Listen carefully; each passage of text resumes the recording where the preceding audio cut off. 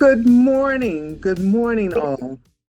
We want to take this opportunity to welcome all of you to ACS's Child Abuse Prevention Month event. This is an informational session. It is a fireside chat with our esteemed guest, Ann Isom Williams, who is the James R. Dunston Chair for Child Welfare Initiatives at the School of Social Work for Fordham University, and our very own Dr. Jacqueline Martin, the Deputy Commissioner for Division of Prevention Services this morning. We just wanted you to know we are so grateful to have such a huge audience with us today. We're thankful that you're here. We know people are knocking on the door. I was taking care of some technical issues on the other side, but we want to welcome you. We also want to let you know that we have two really dynamic panel discussions coming up right after the fireside chat. We want to thank our moderators, Liz Wilkemer, Associate Commissioner for Division of Prevention Services, and Anthony Bowman, who is the Executive Director of Strategy and Planning for Community Partnerships, for taking the time to work with the groups that they work with throughout this month to get these panels in session. Now we want to let you know that if you have any questions, please put them in the chat, and we will try and respond as quickly as possible. All of the groups who are on Eventbrite, you have been sent communication emails with information on ACS in those emails. So once again, we want to thank you all for being here. Ann Isom Williams, we want to thank you for agreeing to do this. You don't know, it's a pleasure always to see you. So thank you for being here today. You're welcome. Thank you. Thank you, Martha. And good morning again to everyone. This is certainly an exciting opportunity for us. And again, as Martha said, we want to welcome our keynote speaker, Ann Williams Isom, who is currently the James R. Dunston Chair in Child Welfare Studies at the Graduate School of Social Service at Fordham University. Previously, Ann served as the CEO and COO for the Harlem Children's Zone. Before joining Harlem Children's Zone, Ms. Williams Isom was the New York City's Administration for Children's Services, so she was ours at ACS for 13 years, concluding her tenure as Deputy Commissioner of the Division of Community and Government Affairs. I have never been in Ann's company and not walked away feeling wiser. That's just me. So I am looking forward to hearing her speak and having a chat with her afterwards. So Ann, the floor is yours. Oh my goodness, my goodness. You know, I say to myself, I'm sick of this technical world, and there's some people that I don't mind that I can't give a hug to, but anytime I come to my child welfare brothers and sisters, my ACS family, my heart is really heavy because I really miss you guys. But I have to tell you a story. I was at ACS for 13 years, and I was at Harlem Children's Zone for 11 years. But I would literally say to them, y'all are like my extended family. You're like my in-laws. That my ACS folks are my real family. So I am so happy to be here today, Jackie and Martha, and to see you all, to be here with my family. And when you think about how important that word is in these past 14 months, this word of home and safety and connection and belonging, right? We're going to talk a little bit as opposed to what we've all desperately needed, as opposed to the distance and the isolation and the anxiety that we all have felt. So I am happy to be here with you all today. We had some technical issues this morning, so I'm glad I said my prayers earlier this morning and said to the Lord, let me just, get through this and let me say what they want to say. Martha, I promise to do it in 15 minutes of some comments, and then we're going to get into some conversations with Jackie because I realized I had a lot to say. And for those of you out there, because I know I've worked with so many of you, let me give you a quick update. Because probably the last time you saw me, my youngest was 19. She is now a freshman in college. My son, Philip, is 25, and my daughter, Ayana, is 28, and she just graduated from law school. Those of you who know me remember that my mom lives with me. She has lived with me from the day that my children were born. The reason my mom is so important to me is, as I was thinking about even this presentation, you all, she came from Trinidad and Tobago. She was the youngest of 14, and her mother died in childbirth. And so when my mom came to this country, she came, my father was back in Trinidad, and she came in pursuit of the American dream. And very quickly, she became a victim of domestic violence. And so, Jackie, when I think about it now, there was nobody that came to my house to do an investigation. But what happened was my school of St. Catherine's of Siena and my neighbors, Mr. Pole and Mr. Littlejohn, were there to support us. They came and they made sure that we were safe. The nuns at the school made sure that if we couldn't pay tuition, that they gave my mom a break. I mean, this is all that I've learned as I've gotten older. But when we think about today, and I'm going to talk about child welfare and the relationship to schools and to communities, we knew what the answers were back then. It wasn't necessarily a call to the hotline. It was how could the people, the folks that you had relationships with in your community, how could they be supportive of you? I want to come back to that. So my mom turned 90 in October, and thank God we were able to keep her safe during this pandemic, and now she is fully vaccinated. I start with my story, for those of you that don't know me, because your stories are the most important thing. I know y'all want to think it's about your degree and how many years of experience you had and how long you've been doing this, but the thing that really guides us are our stories. Do you know why? Because our stories inform our values and our perspectives. They also inform our blind spots, right? I know that I have a bend towards parents and children because of my background. Sometimes that's good, sometimes that's not so good. And so I need to understand my blind spots. It makes us better leaders, better workers, and that's what we want to do here today. So I come here today to share with you just some thoughts. I'm not going to tell you anything that you don't already know because you all have been living it. I thought about this last night. All of us are survivors now. All of us have made it through these past 14 months, whether it's been good or it's been bad and been ugly. And it's actually probably been a little bit of all three, but we are survivors. And I believe that there's got to be a purpose to that. That there's got to be something more that we should understand as individuals and as a system. So I'm going to share that with you, and I'm going to tell you what I think about it. So let's start with a couple of bottom line issues. Here are the headlines. It's poverty that puts children at risk. Even recently, Commissioner Hansel said it himself, right? So eloquently in the article entitled Racial Disparities in Child Welfare. He said, we know that poverty, the lack of social and economic support, and racial bias are factors that lead to the reports to the hotline.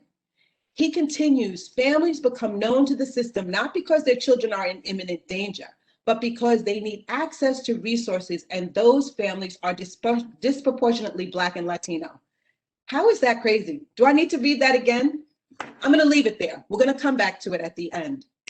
Another headline is children should have access to comprehensive supports that are easily accessible to their entire family and communities. You all know that because you saw that. I'm not going to be able to tell you what are the answers of the pandemic. What did the pandemic teach us? We know that in the light of the pandemic, this is a real opportunity for us to emerge with collaborative child welfare system that deals with poverty, family instability, and more importantly, centers on child well-being and shapes their families. I know that you all were reaching out to families in ways that you never even imagined, helping them to get emergency funds, to get money for laundries, to get milk, to get all of these things that they needed. That's what we're supposed to be doing. That's what community engagement and supports look like. It doesn't just look like sitting in a room with someone and asking them about their parenting skills. When we get to the end of this talk, I'm going to ask you to do something because I think we all need to do it. To use your radical imagination. And do you know why I need you to use your radical imagination? Because we haven't seen yet what needs to be created for children and families. It's not out there. So we're going to have to think about it. If someone would have told you 14 months ago, that you would be doing your casework contacts via Zoom or WebEx, you would have been like, what? What is that?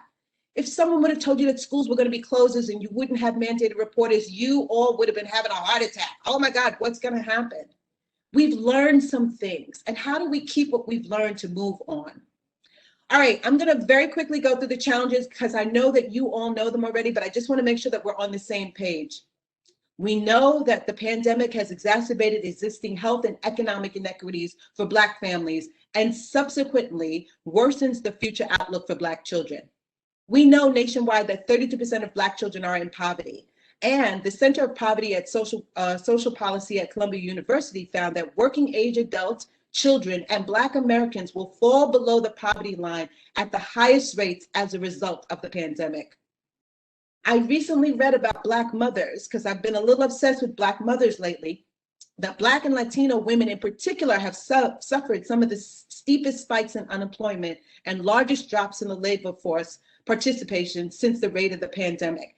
And why does that matter? It matters because Black mothers are the primary breadwinners in 41% of Latinx households and in 67.5% of Black households. Black mothers are the head of the household.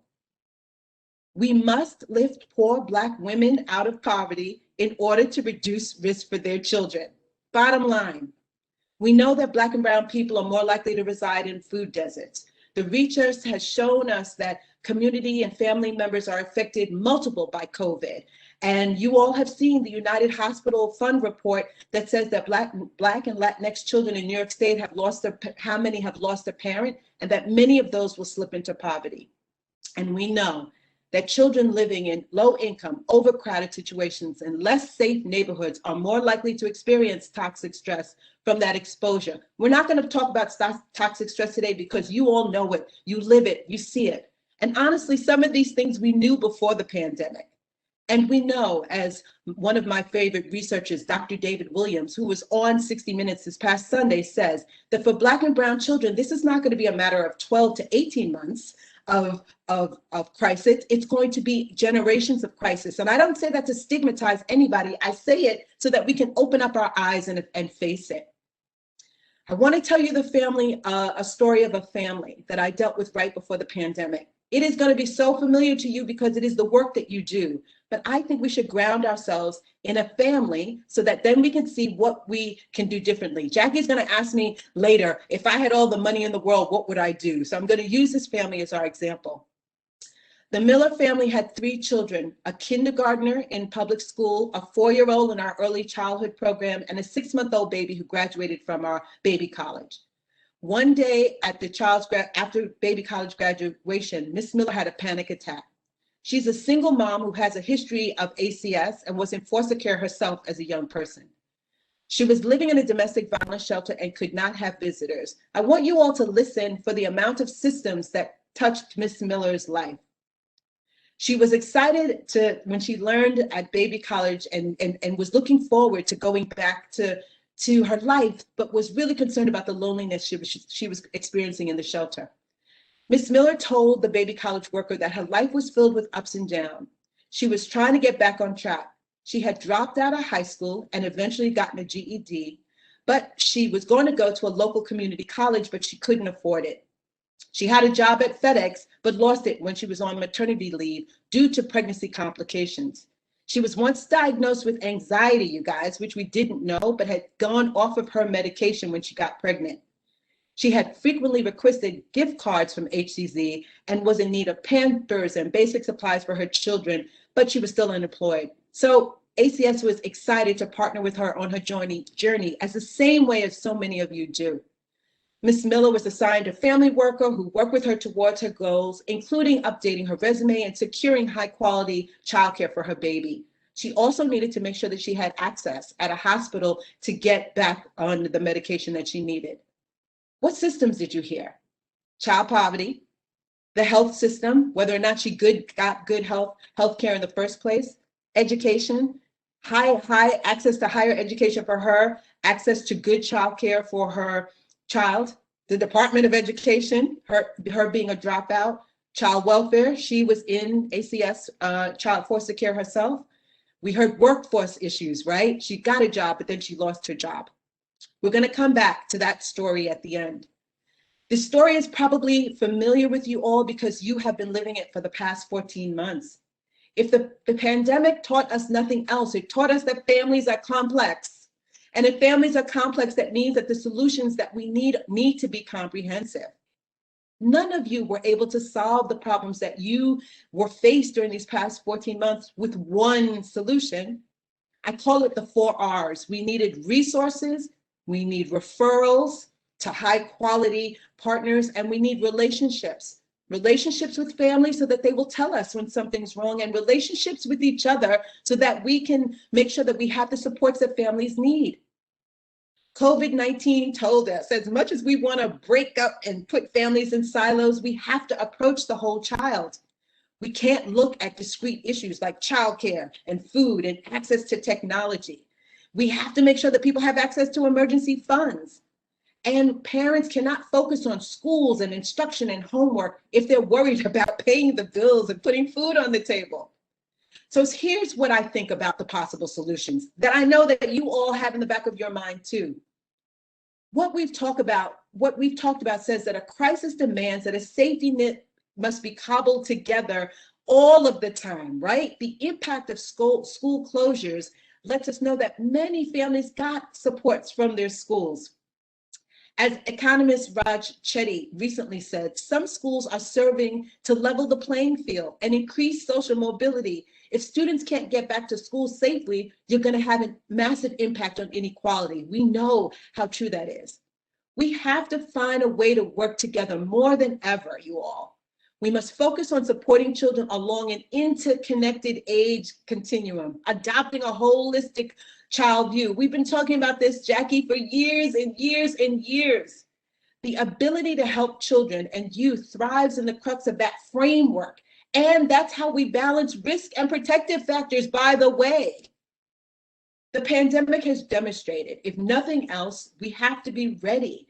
Public systems should have the resources to demand what families need, not just in one crisis, but some of our families are going through mini pandemics all of the time, right, you all? We've seen it. These programs have to focus on particular neighborhoods. When the pandemic hit, HCZ was able to do a quick analysis of the community because we had relationships with them. We were able to go into the St. Nicholas housing development. Like you all, we weren't waiting for somebody to give us masks. We were like, we're going to get our own masks and we're going to make sure our people make it through. We're going to make sure that grandma has what she needs. We're going to make sure that kids have their technology. Because you know why? We know what families need. We just have to have the resources in order to get to it. I hope you're hearing me fundamentally.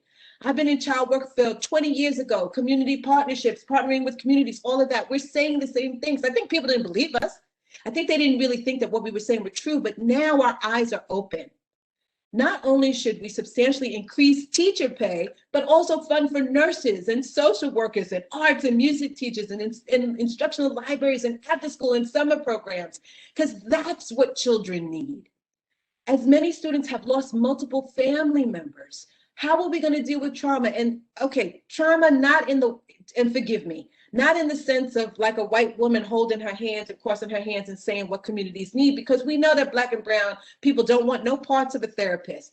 What's culturally competent? What's a healing engaged strategy? How do we get to people? How do we talk about our pain at the same time as we're talking about resilience? How do we dig deep but still take care of ourselves? How do we rest our souls and our body but continue to fight for justice?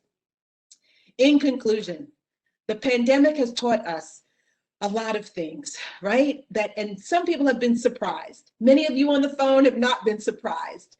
Generations of students are falling through gaping holes in our safety net, which includes our schools. What I loved about HCZ and learning from my friend and mentor, Jeff Canada, was that we have two choices. You can spend your life trying to convince people about what Plan B is, or you could just do the work for your people and for your community. And the truth is that you all that are on the front lines, I feel like the okie doke has been played on you too also, because you're there pushing this boulder up the hill, trying to do whatever you can, pulling out stuff out of your package of tools. We've got to finally admit that these systems were not designed with abundance in mind. They were not designed for people who they loved and respect.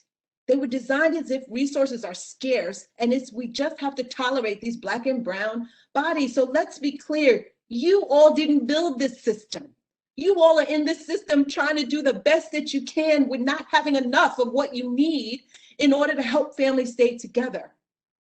I remember years ago when Commissioner Bell and I were focused on the top 18 strategy, and I was thinking about this recently. So we looked at the data and we were like, these 18 communities have the most kids that are coming into care.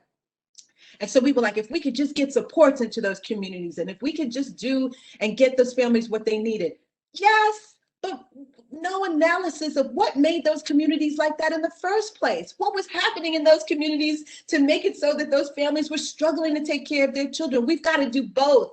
We've got to have the individual strategies of giving services, and we've got to have a systemic strategy about how to dismantle those things that are keeping people down. Fortunately, you all have a choice and you make it every day. You are there in the midst of a lot of darkness that is surrounding us. But even in that darkness, we have to stop and we have to do what Commissioner Hansel said at the beginning. We've got to face the reality. He said, we know that poverty, the lack of social and economic supports, and racial bias are factors that lead reports to the hotline. So then that front door is too big. We've got to find a way to give families, just like they did for my mom, without her having to come to the front door of the child welfare system and give her what she needs. So now she has a granddaughter that just graduated from Harvard Law School. Families can do this if we give them what we need.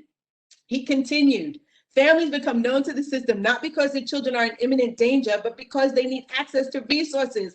That's crazy, you all. What can we do about that? Let's give that mom in the story, Miss Miller, let's end with her. Miss Miller probably had a bad education from a public school system that was never really designed to teach her what she needed to know. She tried to get connected to work. It's not, people ain't lazy. We need to make sure that she could have and be connected to a livable wage. She wanted to go to college and couldn't afford to go to college. What is that wealth inequity for her? She couldn't do it. Let's make sure that she gets access to high quality childcare. If I had one more story about a high class person or a wealthy person who was like, oh my God, I had to hire a teacher to come and live with me during the pandemic because I couldn't work and take care of kids at the same time. What are our families struggling with? She needed support for mental health, right? For herself and for her kids now, so that we know that we can kind of combat those ACEs that she was experiencing. We need to really look at it and really give her what she needs early. I told you from the beginning that we were going to have to use our radical imagination, because for some of you, what I'm saying is crazy. How are we going to close the front door, Miss Ann? How are we going to give families what we need? How are we going to, those Black and brown children are in danger. I didn't say anything about stepping away from safety. I am all about safety for children, but I do believe that if we can make their mothers and their families safe, we can protect children. I believe fundamentally what I told you is that as we start to think about all of America's children as our children, the stubborn grip of poverty will loosen and our country will be lifted by the power of these children rising upward. You know what we have to do? We have to design something in the way that I would have designed it for my mom and the way that I would design it myself for my own children. I don't know. Jackie, those are my ideas today. I'd love to hear what you think and what others think. I think that the work that the people on this call are doing is enormous, but I think we've got to do better as a system so that we can really stop the oppression that's occurring and really help children and families to thrive. Yeah. Goodness. Thank you, Anne. Thank you so much. Folks who know me know that I get excited and passionate when I hear things like this. I actually want to hop off of this call and get to work, right? I want to be able to do something, because one of the things that I do believe, and I thank you for raising so many powerful truths, that I know that many of the folks on this line, that's their passion as well, right? We have an enormous system, prevention services. We serve almost 45,000 children a year in New York City. That is, when I think about the reach that we have and the impact that we can have on children and families, I get so excited. Yep. And at the same time, it can become overwhelming. Like, what are the things that we really could do? And I know that Anne, that we ACS, we've made substantive investments in prevention services over the years, right? We know that. We've seen our foster care system come down from 50,000 children at its highest to under 8,000 children right now. Whereas we've seen our prevention services in terms of serving children to as high as 45,000 children on an annual basis, 20,000 families that we touch. So I know that that comes because we've continued to make investments. Yeah. And I think that you said it very well, right? We've invested in community partnerships. We've invested in some nuances and new programs since you've left ACS. For example, we have GABI, Group Attachment-Based Intervention, that really focuses on working with those moms and their babies Yep. and building up that bonding and attachment, right? Yep. And we have family enrichment centers. Who would have thought that we could have gotten here? Right? Family enrichment centers that are meant to reach families in community before harm occurs, before someone picks up the phone and calls that hotline. Yep. So similar to the experience that, you know, your mom had and the community that was around her. Yep. So I really like the idea that you talk about keeping children at the center of everything that we do. Yep. And I do believe that's what ACS has done through our investments. But given what we have experienced during the pandemic, and I must say, I understand, right? This was a fearful moment for so many of us, right? We had to stop and we had to figure out what's the best way for us to keep our staff safe and our families safe. But since you've left ACS and now experiencing this pandemic, what do you think ACS and our providers should do more of? You touched on it a little bit. Yeah. So we better meet the needs of the families. So this is a longer conversation, but there's a part of me, Jackie, like you said, since I've left, that feels like there's a stigma associated with ACS that in some ways you all wanting to provide preventive services feels like I still don't trust them. And so there is something, and so that I don't know how we deal with that. And I do think that this issue about the front door and how you sort of, you know, so many people come to the front door when they're already in crisis. And so is ACS the right person to be doing these primary prevention programs, which we know work? I'm trying to figure that out. I think I'm conflicted by that. But what I know for sure is that work, like we don't trust families. You all are proving that if you work in communities and with parents and you have these great evidence-based models, we can keep children safe. When I was at the Harlem Children's Zone, Jackie, because of what I learned from all of you, I was able to see when parents were in crisis or with what the signs were. I didn't always pick up the phone and call the hotline. Because I had supports available to me, we could keep children and families together right there. Why can't we don't trust providers, we don't trust communities, we don't trust parents. And I think that we need, as much as ACS has invested in that, I think we need to invest more. So the more that we close that front door, make it really tight, so the only people that come into contact with ACS are the people that really need it, and take most of those funds and put them into communities so that we can have family supports. I actually think that I've seen it at the Harlem Children's Zone, and I know that there's other preventive providers that are doing the same thing. And so I think it's possible. So I think we have to make a huge shift. We have to do more. We have to push ourselves to do more of what you just said. Yeah, and I definitely am on board with you. And I think, the ACS folks, for example, we have here on the screen with us, Dale Joseph, who actually oversees our community partnerships and our family enrichment centers. And later on, we will hear from some panelists and the folks who are actually doing that work in community. And Yep. they will expound on what that structure looks like. But Yep. it does get what you're saying, right? The investments, and one of the things about the family enrichment centers, and we were very purposefully in designing this, we did not want ACS to design those programs as we had been in the past doing, right? We come up with these brilliant ideas about what services communities need. There are going to be some mandates, of course, because as you know, government needs to see a return on their investment. But what if the community was really at the heart of deciding what services we need, what programs we need? And that's one of the beautiful things about how child welfare in this 21st century, when ACS thinks about it, how we can become innovative. Getting to know those communities, as you said, and trusting the community, the leadership for those programs to come from community. And nobody wants kids to be unsafe. No one wants that. And Right. so I think that you're right. Like this is not about the individual bad people, but it's how this system was designed. And Right. so I really do think we need to design it differently. Jackie, can I say a word about self-care? Sure. For your joyful warriors that are watching us right now, and they are all so working so hard and doing so much. I just feel that I want to say that I want them to take care of themselves also. And I know people are listening to me and they're like, oh, Ann, when am I supposed to do that? I need you to eat right. I need you to take care of your spirit. I need you to get rest. I need you to do the things that make you happy. I need you to exercise, all of those things, because that's how we're going to be able to continue to fight and speak the truth. And honestly, Jackie, some of us have guilt and pain about being a part of this system where we see, we see the conflicts and we know that our people are not always taught, well, it's a conflict. I want them to know that they are not to blame for that, right? That the system was set up in a way that's putting many of us in a very bad situation. But now our eyes are open. We have to continue to speak the truth and continue to do what we know is right.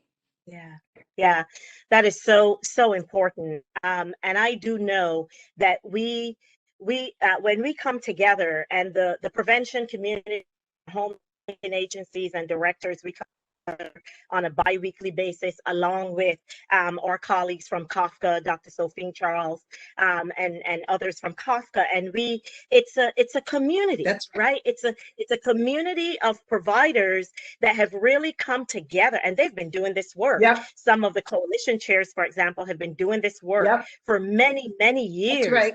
And I do think I appreciate you raising that, because that is one of the things that we do try to stress as well and undergird. And how important it is you take care of yourself so that you can do the work. Go ahead. And it kind of pisses me off that people are like, oh, the preventives, they're the touchy-feely, they're out there in the community. No, the answers have always been there.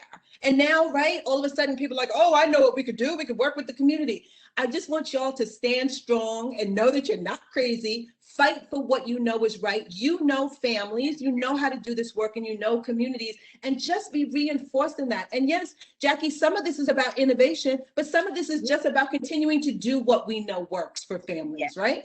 Yes, I totally agree. Don't throw away that history. You touched on something in your opening remarks I think is very important. You talked about that story, right? And we know that prevention services, we do have that story and that history. And I have to tell you that there are times what keeps me motivated is when I can think back to the families that I worked with in the South Bronx when I first started working at the height of the crack epidemic and the HIV and AIDS epidemic. And I just think about what it was that I did as a young social worker, that I did. And it was really about helping families be able to find their own strength, right? And to be able to advocate, to find their voice. Because in truth, what we do, and if we just touch a little bit on the systemic and racism that we all know exists within child welfare, how important is it that we help families find their voice so that they don't have to keep coming back to us? And what are some of your thoughts and ideas, having done the work at Harlem Children's Zone, for children and their families?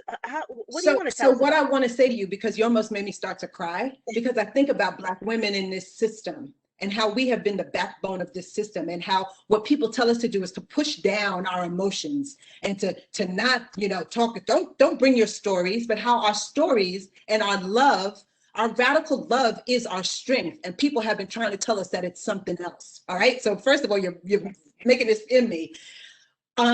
Jackie, I think this idea that we're the professionals and they're the ones that are hurt. We're the ones that know better and they don't know anything. Let's come in and let me help you fix it. That is not that's not who we are as a people. That's not about collective healing. That's about judgment. That's about the patriarchy. That's about whiteness and white supremacy, acting like there's one way to have a family.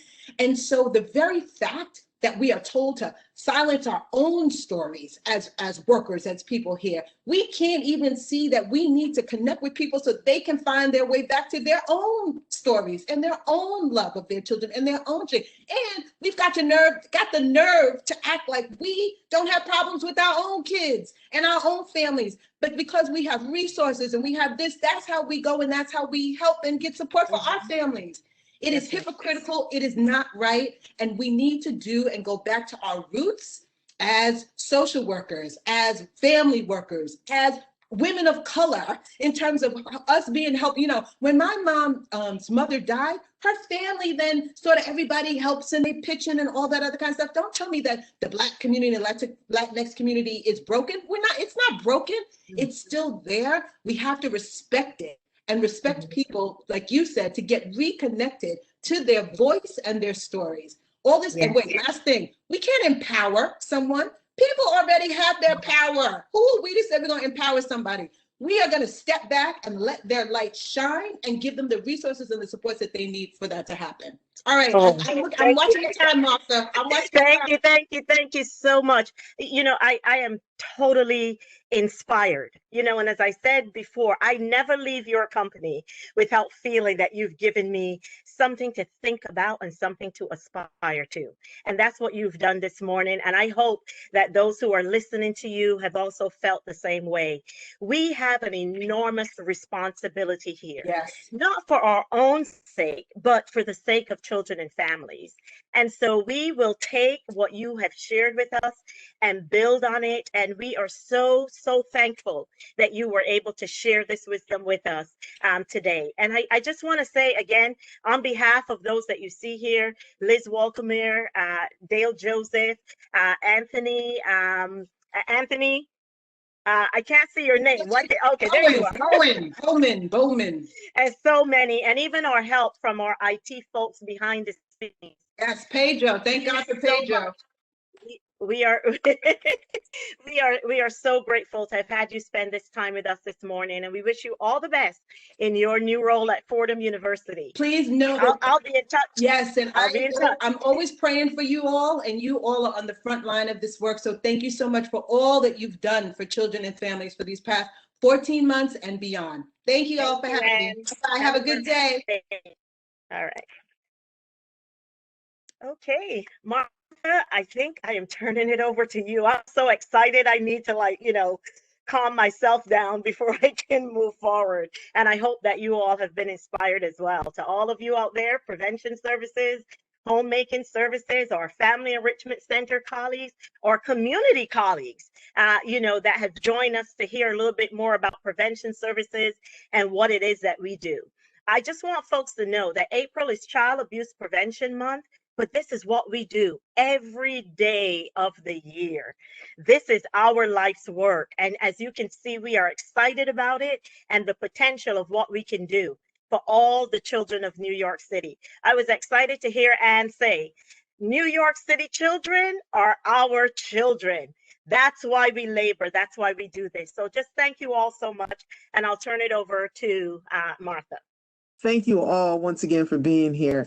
That was such a dynamic conversation. Liz Walkemeyer agreed graciously to bow out in giving her opening, but we wanted to thank her personally for leading the charge with our New York City preventive providers and getting this panel discussion together. So with no ado, we will have our first panel discussion. Please, if you have any questions, put them in the Q&A.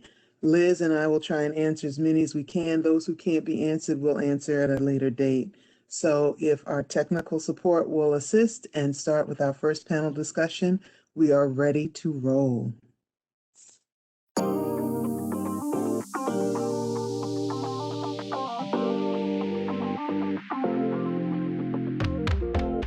Hello, and thank you for joining us today. I'm Liz Walkemeyer, an Associate Commissioner with the Administration for Children's Services, Division of Prevention Services in New York City. I'm joined by a number of panelists today from our community-based providers.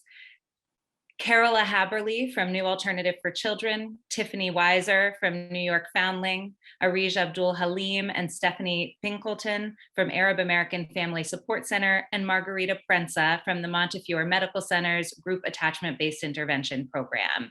Today, we're going to discuss the supports that prevention services offer to families across New York City and our communities. These services are designed to prevent children's placement into foster care by reducing risks to child safety, by strengthening family dynamics and parenting, and by enhancing family and child well-being. Being a parent isn't easy under any circumstances, and every family needs support.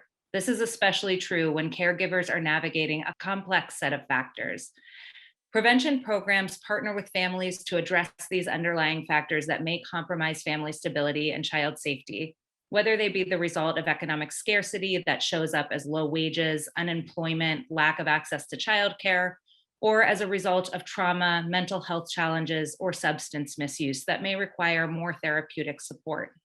Prevention services are available across every borough and neighborhood in New York City, free of charge to participants, and are entirely voluntary. Many families we serve are referred to prevention services as a result of a child protection investigation, but many others are referred by community partners, like many of you that are attending this event today. And our goal is really to deepen those partnerships across the city to increase access for families that need services, so we can help support families sooner before they're in crisis. This year, above all years, I think we continue to say it every time we come together, has presented particular challenges for families in our city, and prevention services have continued to play a really critical role. And you're going to hear a lot about that today. So I'm thrilled to have everyone with me, and thank you all for being here. I'm going to first turn to Carola, who works to direct a special medical program in our continuum and serve those that have medical fragility that may impact their family dynamics and have particular needs. Your program in particular, Carola, serves families in which a child or caregiver is dealing with a medical condition that, absent support, could present some risks to child safety. Can you tell us a little bit more about the population that you work with and how you partner with families to ensure their needs are met? Yes, thank you, Liz. I appreciate the question, and I appreciate being here and being part of this discussion today. So I'm here from New Alternatives for Children. You'll hear me refer to our acronym NAC for short, oftentimes. So to answer your question, the majority of our families, they are either child welfare involved, or they may be at risk of child welfare involvement or even foster care placement. Many of our families present with a lack of resources, which you noted, including reliable social supports. Raising a child with a complex or chronic medical condition can be extremely taxing for anyone, but add to it systemic barriers and psychosocial stressors, and it becomes even more overwhelming. And the same is true for a caregiver trying to raise a family while managing their own healthcare needs. So while medical diagnosis gets the family through the door at NAC, there may be a host of other factors, also which you mentioned, Liz, that could be impacting the children's safety and well-being. These can include mental health concerns, substance misuse, intimate partner violence, generational trauma, including racial trauma, and poverty, to name a few. So the second part of your question, I think, was what we do and how we partner with families. So as with the rest of the prevention continuum, the work is largely home and community-based. I like to say that we meet clients where they're at, both literally and figuratively. Social workers begin by conducting a thorough assessment, and they provide case management and clinical interventions really aimed at resourcing and stabilizing families based on the family's unique needs and strengths. NAC takes a real multidisciplinary approach to the work. We have an on-site medical and mental health clinic, as well as robust education resource departments, plus just a multitude of other wraparound services, including an aftercare department for families who really have met all their child welfare related goals and who may benefit from a safety net or really just wish to remain part of the NAC community. So I mentioned our on-site medical clinic. Our pediatricians and nurses, they evaluate children and communicate with their primary and specialty providers as needed. They also provide, which I think is just such a valuable service to families in terms of helping to break down and explain medical conditions and treatments. I think we can all think of experiences that we've had in meeting with our doctors, particularly after receiving some bad news. And it can just be so overwhelming, to sort of make sense of the medical jargon and really to have the support needed to just ask, take time to even know what the right questions are and to ask those questions. So our medical staff schedule insufficient time to assess the family's baseline understanding of any presenting medical conditions and then fill in the gaps where needed while providing that emotional support along the way. So before wrapping up, I do want to highlight two other departments. I want to mention our education department and resource department. So our educational specialists are instrumental in advocating for appropriate school placements and related services, both in terms of medical and developmental needs. They've been particularly active and helpful in the transition to remote learning, as you might imagine. They've provided staff with almost daily updates on the status of blended learning. And early on, they took a lot of time to train social workers and case associates on how to navigate remote learning sessions. Also throughout the pandemic, as well as before the pandemic, our educational specialists have provided a lot of one-on-one tutoring for the families that we work with. So again, a last word about our resource department. It's recently been rebranded. The full name is the Department of Resources, Advocacy, and Homelessness Prevention. It's a bit of a mouthful. So this department, in collaboration with NAC Transportation, has delivered food pantry every single week throughout the pandemic to families experiencing food insecurity. I just checked today, and at last count, we had delivered over 5,100 food pantry items to, or I should say we've made over 5,100 food deliveries to families, in addition to dropping off many other types of care packages. We've found that meeting these very concrete needs has also aided in facilitating engagement with our clients. Thank you so much. So it sounds like you have really not only set up a model where you are wrapping around services for families, because we know that they, like anyone, walk in the door with more than one need for support and some intersecting issues, but have really adapted during the COVID-19 pandemic.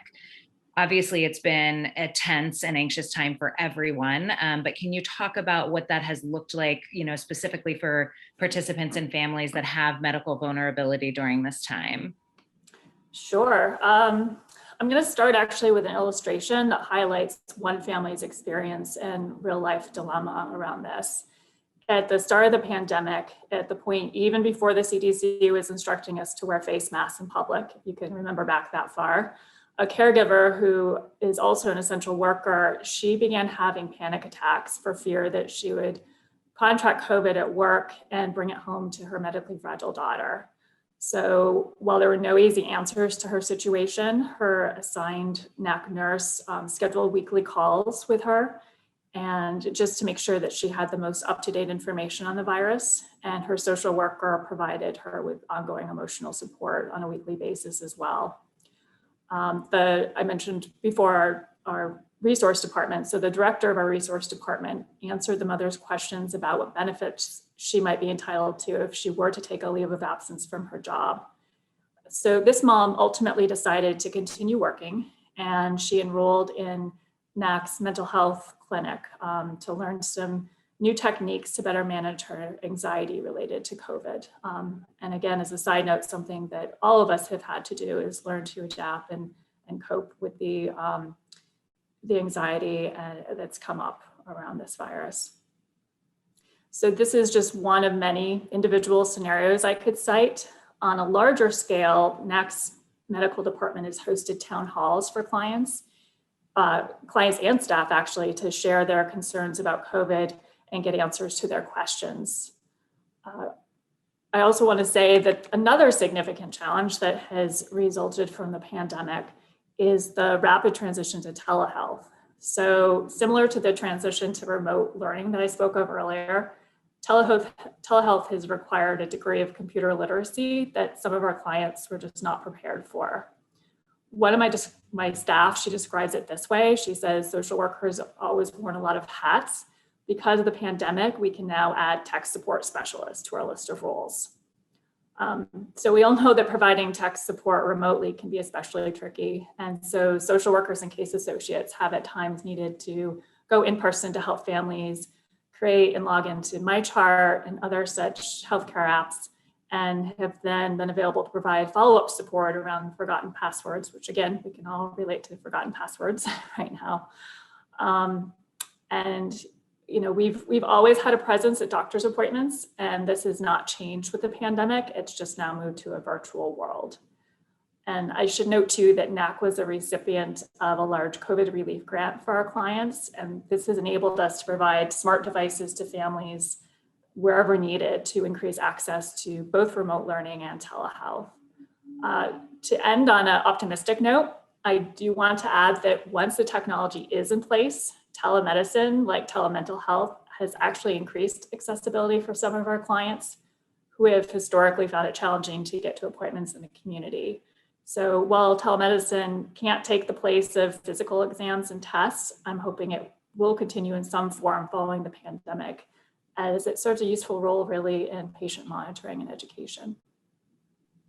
Thank you so much. What I love about the anecdote that you shared is that you really, it really highlights the way that prevention services works with families and caregivers to give them their set of options so that you can help them meet their goals, and that it was really in the caregiver's control to decide whether or not she would continue working under those conditions. Absolutely. So moving to another program whose whole mantra is about doing whatever it takes, which we just heard about a lot of adaptation that was needed in the special medical program. I'm going to turn to Tiffany, who runs a program called Multisystemic Therapy that works with families with youth facing some struggles or exhibiting behavioral challenges. Before we dive into what this year has looked like, can you tell us a little bit about the model in your program and how it works with families? Hi, everyone. Yes, thank you, Liz. Thank you for that question, and also thank you for having me today. So multisystemic therapy for prevention is the model that I oversee in the borough of Queens. The New York Foundling also does have this model adaptation within the boroughs of Staten Island, Brooklyn, and Manhattan. So MST prevention, also known as MST Prev, is a new adaptation in New York City, and it does work to meet the needs of families at risk for abuse and neglect. And we support these high-risk families to stay together in their homes by increasing safety and well-being of all the children in the home. And we work to decrease the risk of the adolescents and the children in the home becoming more deeply involved in the child welfare or juvenile justice systems. And that is really where the focus of this adaptation falls. And we do this by empowering the caregivers to really help the children live safely at home in the community, to help increase their school attendance and develop pro-social behaviors. We also look to really utilize our MST model, which is an analytic process to support all of these things, right? By doing intensive clinical intervention, where we work with all systems involved in a family, because we know that it takes a village to really raise and support children. And so when I say all systems, I mean school, medical, if they were involved in any pro-socials, whether, and that could also mean court system. So really anyone, extended family. And we do that really through a 24-hour a day, 7-day-a-week on-call system. We do have a therapist and a family resource caseworker that really formulate the team to support the family with their clinical and practical needs. And sessions take place on an intensive basis 2 to 3 times per week on an average of about 4 to 8 months is our length of stay with a family. Thanks so much, Tiffany. And, we just heard you talk about the real goal being behavior change by working with the entire family and with all individuals that have significant influence and impact and presence in a young person's life. This year has obviously looked really different. The school systems that you talked about working with have shown up in a very different way this year. So what has that meant for the young people in your program and their families? What are the things that they're experiencing, and how have you all thought about adapting to those challenges to continue to meet families where they are? Absolutely. So this year definitely has presented itself with some changes in many ways that we've seen across the board. And, for our families, we have definitely had to get creative. As you mentioned at the beginning, MST really does present with a whatever it takes mindset and attitude towards the clinical work that we're doing. So getting creative with families, supporting them in telehealth, supporting them in getting the appropriate PPE that they need in order to have in-person sessions, and make the clinical interventions really something that can work. Our families have also been impacted in ways by systemic ways, right? There's been more educational neglect cases coming in due to sometimes family not having resources to really have the ability to participate in remote learning. So we've really supported a lot of our families as well in getting those resources and finding where those resources can be available to them. And we're doing this by having our sessions and being able to increase the family's knowledge in the resources that are available to them, and also how they can self-advocate on the caregiver level and at the youth level with their schools and the other systems that they are working with. Can you talk a little bit about some of the resources they're lacking? Clearly, there's the physical IT resources, but I imagine navigating other parts of sort of the school system and other systems youth touch has also been more difficult for families this year. Absolutely. So we definitely work through our analytic process to help ground ourselves and ground the families in what is the current issue at hand and what we need, what they would really need support in. So by doing this, we've been able to identify that sometimes it's right, the IT issues that we had mentioned before. They don't have laptops. Sometimes the families don't have Wi-Fi in their homes. Sometimes they may even have all of those things, but there is the knowledge transfer, right? A student can log in all day and participate and be on a screen, but are they truly understanding everything that they're learning? So we've been able to identify some of those barriers for our families and link them to the appropriate resources at school, whether that's having additional school meetings, having additional resources put through from the DOE itself. So really working on like that linkage of service for the families. That's incredibly helpful. Thank you. I think, it's such a testament to really needing to be deeply connected and build trust with a family to really understand what's going on there. The knowledge transfer piece is such a good example of how, things that aren't obvious at the surface that may be impacting a youth's ability to engage and the behaviors you're seeing, right, really might be under not having the appropriate support. So much appreciated there. I'm going to turn next to Arij and Stephanie, who work across a number of programs. Their organization runs a number of prevention programs. And first, I'd love to hear a little bit about your organization and the particular focus and population that you serve. Thank you for having us. It's a pleasure to be here. I'm Stephanie Taco, the Senior Administrative Director for the Arab American Family Support Center. So a little bit about our organization to begin. The Arab American Family Support Center is a nonprofit, non-secular organization providing linguistic and culturally competent and trauma-informed social services to refugees and immigrants in the New York City boroughs. We have an expertise in serving the Arab, Middle Eastern, Muslim, and South Asian communities. You'll often hear that acronym AMEMSA, but our doors are open to all. With regards to our staff, we speak collectively 27 languages, primarily, to name a few: Arabic, Urdu, Bangla, Hindi, Spanish, and Nepali. We serve all 5 boroughs and have a physical presence in the Bronx, in Brooklyn, and Queens, where our 3 office locations are. Aside from our prevention program, of which Liz mentioned, we have 5 prevention programs, 4 SBC programs, and 1 FFT program.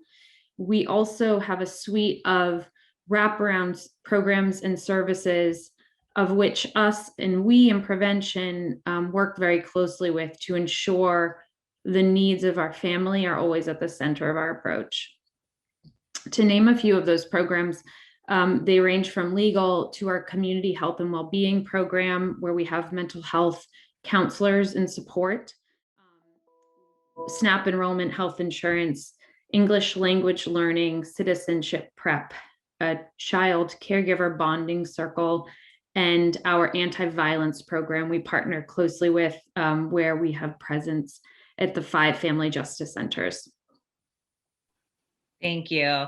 And what you heard Stephanie talk about here is a range of not only wraparound supports, but different types of prevention services that their organization is implementing, ranging from family-driven sort of goal setting and case management all the way to more intensive therapeutic work. And I imagine that for the population you serve in particular, needs have shifted over the last year. Can you talk a little bit about what that has looked like and how you all have adapted and innovated over the year? Yes, so thank you. Again, my name is Arij Abdul. I'm the Senior Functional Family Therapy Program Director. So in regards to the shift, it's very similar to what Tiffany had mentioned, which I'll go into a little bit detail, particularly about the education piece of families. So in the past year, it's relevant that many people's lives have shifted, have been impacted, and the needs of families have changed. Some of the common themes that we've noticed, just to name a few, is an increase in domestic violence concerns, increase in suicidal ideations among children and adults, mental health service needs have risen, an increase in the needs of families just needing help financially with rent, shelter, food, which have been a common theme. And going back to what Tiffany had mentioned, is a lot of education and support, as well as advocacy for families who are illiterate in terms of, again, the shift to remote learning and the use of technology. So in response to the increase of the domestic violence cases, the increase of order protection inquiries and legal advice, individuals seeking legal advice, the agency implemented a helpline, and this is confidential for victims and survivors of gender-based violence, domestic violence, and any individual who needs support is provided to them in multiple languages. The individuals can call to safety plan. They receive legal advocacy as well as assistance with order protections, and just being able to find resources that are available and accessible as it relates to this whole COVID pandemic. And the flyer is provided to you as well in case you'd like to have this resource. We also have shared a flyer that has all the services at our agency and the addresses, as well as contact information of what Stephanie had mentioned earlier. Just 2 final pieces here is in regards to the needs is, as it relates to suicidal ideations that we have been noticing, there has been an increase at our agency in terms of our internal trainings, that our trainings have been more in-depth to support our staff to be able to address suicidal ideations, concerns, and safety planning. And the final piece in regards to the financial assistance, we have a program, the emergency funds, where individuals who are struggling, we're able to help them meet the needs of their families. Mm-hmm. Thank you. Thanks, Arish. I'll just add a few more items to what Arish was saying. To build upon that, we internally, as it relates to our internal relationships within our organization, we've built some really solid bridges amongst our programs to be able to support our families from a holistic capacity, as I mentioned prior. In particular, we initiated a community outreach effort where we also built bridges with schools and social workers to support that flow of referrals that social workers were sending our way, that we could support families in that capacity, as well as developing a COVID-19 vaccine appointment scheduling team, where we have a cohort that supports clients on an as-needed basis if with scheduling appointments for the vaccine. And, holistically speaking, this has been a growth in agile effort. And, we operate as a learning organization, one where we are constantly leveraging data and information to drive our decisions and adapt accordingly. And so we've really been able to rely on the development of our information systems to help identify what these needs are so that we can adapt and pivot as needed over this last year. So that, just in terms of our internal structure and operations, has been a driving force as well. Thank you so much for that. And I appreciate both what you and Arish have mentioned about really making those adaptations, understanding what is going on the ground for families, and making sure that services really meet those needs. And on top of that, building those relationships to be able to serve families and provide access, because, we know that a call to the SCR is not always the way forward, though sometimes necessary. Sometimes connecting with services can certainly preempt that. So really appreciate that perspective and the work that you've done to deepen those relationships. I'm going to turn next to Margarita so that we can talk a bit about Montefiore Medical Center's Group Attachment-Based Intervention Program. We call it a program, but it is in fact across all 5 boroughs at 6 sites across the city, and is sort of the thing that is different than the others on this panel. Most of the prevention services you've heard about so far work with families largely in their homes, and Gabby is a center-based program that serves families, caregivers, and their young children up to 4 years old, so 0 through 3 years old, to strengthen bonds and attachments.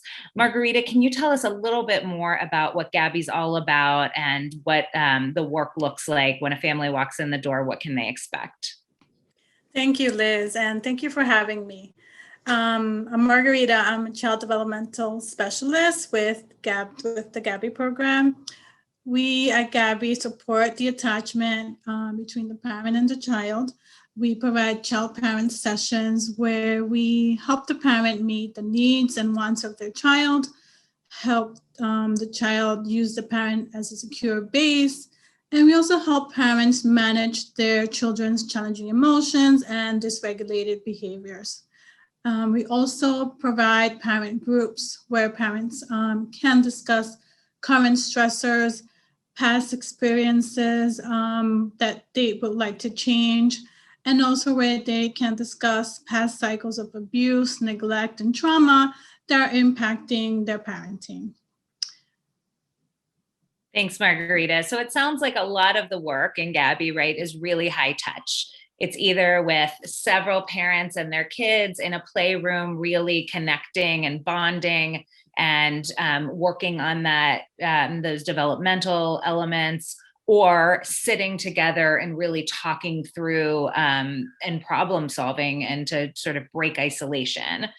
I imagine this year has changed all of that, but I know very well that Gabby has continued to show up for families throughout the pandemic. Can you talk a little bit about what that work has looked like and how you've continued to connect with families? We have continued to support families by providing telehealth video sessions and as well as parental mental health sessions. And more recently, we have started providing virtual parent support groups that support parents in coming together, especially during this time where parents feel very socially isolated. We also offer at Gabby what we call Gabby 24/7, where a parent can speak to a clinician 7 days a week, 24 hours a day, just if they're having a difficult time and they need emotional support, they need someone to talk to and just help them through different issues. We also provide economic support to families. We provide families with Target gift cards, and we also have diapers available for families that may need them. We have parents can come to the office. We provide curbside pickup.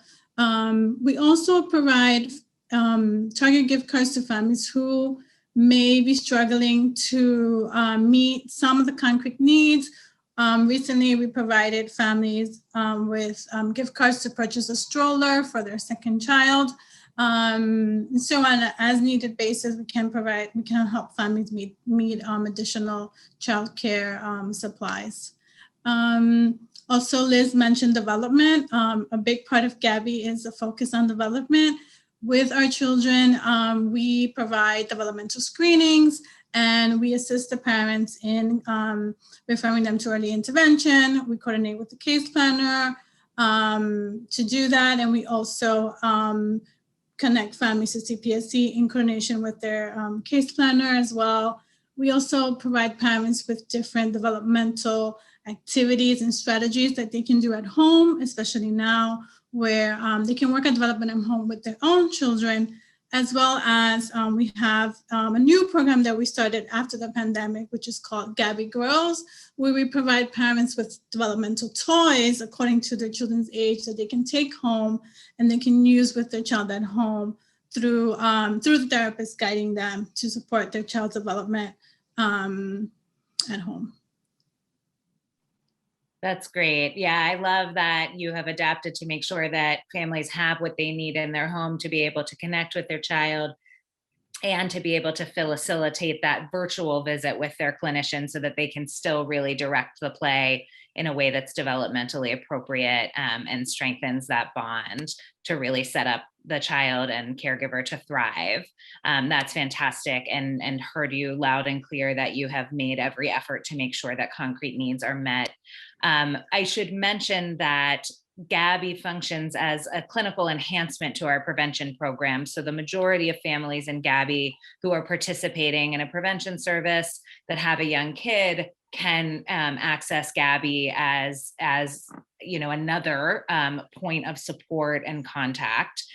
In Brooklyn and Queens, for the first time this year, we've been able to make Gabby services available to the community at large, which is a tremendous asset.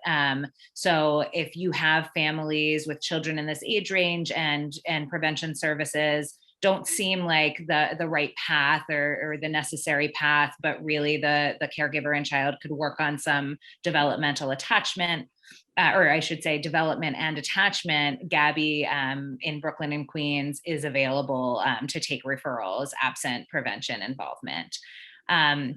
So I'll end there and just want to thank all of our panel members for speaking to the breadth of work that we do. Again, I want to reiterate that everyone has been on the ground figuring out how to reach families throughout this entire time. That will not end even as we have uncertainty, and am deeply thankful for and in great admiration of the commitment you all have and of your staffs throughout this period of time. And as you heard, your great strides to make sure that concrete needs are met and all of the mental health challenges that folks are facing now really across the board. So thank you for leaning into the complexity and the stickiness and making sure that families are really served throughout this period of time and in perpetuity.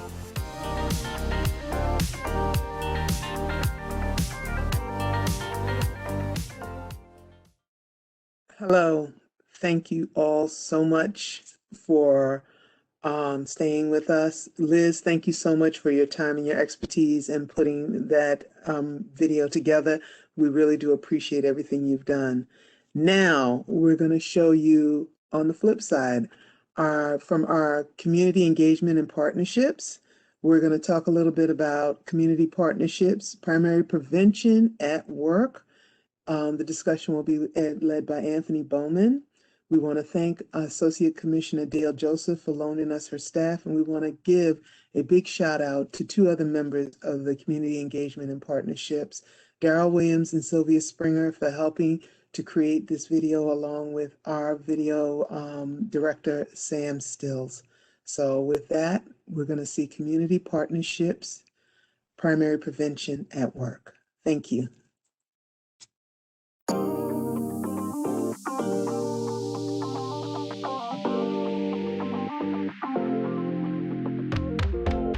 Hello, everyone. My name is Anthony Bowman. I'm the Director of Strategy and Program Development for the Office of Community Partnerships and Engagement here at ACS. You are joining our panel titled Community Collaborations, Primary Prevention at Work. This panel is part of ACS's recognition of Child Abuse Prevention Month. And we are going to be looking at some of the community-based primary prevention strategies that ACS has working for it. So we're going to share an overview of these programs, talk about some of their goals and strategies and examples of the work they're doing on the ground. But before we jump into that, I'd like to go ahead and introduce our panelists. So first here we have Michelle May, who's the Executive Director of ACS's Safe Sleep Initiative, part of the Division of Child and Family Wellbeing. Michelle? Good morning. Good morning, Anthony. Good morning, everybody. Next, we have Ray Toomer, who is the Associate Commissioner for Community-Based Alternatives in the Division of Youth and Family Justice. Hi, good morning, everyone. Next, we have Alita Camacho, the Director of the Family Enrichment Center program in Highbridge called the Circle of Dreams. Good morning, everyone. And finally, we have Shamika Gordon, who is the Director of the Hunts Point Community Partnership. Good morning, everyone. So just a reminder to those who are viewing, if you have any questions, please enter them to the chat and somebody will follow up with the response at a later time. So now I'd like to hand it over to Michelle. We're going to start with some brief overviews of everyone's programs and some of their strategies and their goals. Thank you, Anthony. Sleep-related injury is one of the leading causes of deaths in children under 1 year old. Every year in New York City, about 50 babies die from a sleep-related injury. That's about one baby every week.